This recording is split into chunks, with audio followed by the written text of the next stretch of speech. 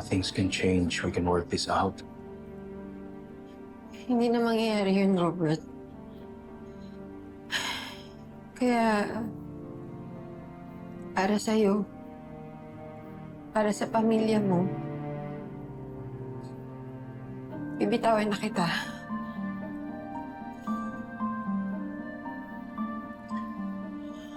Iwanan mo na ako. Yun ang dapat kong gawin eh. Yun ang makakabuti sa lahat. Masakit. Pero kakayanin ko. Willing ako i-sacrifice yung kaligayahan ko para sa'yo. Ganun kita kamahal, Robert. Kaya, alis na lang na ako.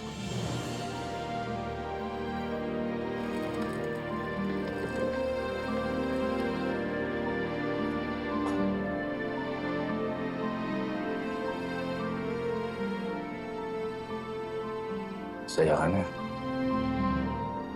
I'm sorry, Dad, okay? Pero kailangan ko talaga gawin to. Kaya kahit magalit ka sa akin, hindi ko to pagsisisihan.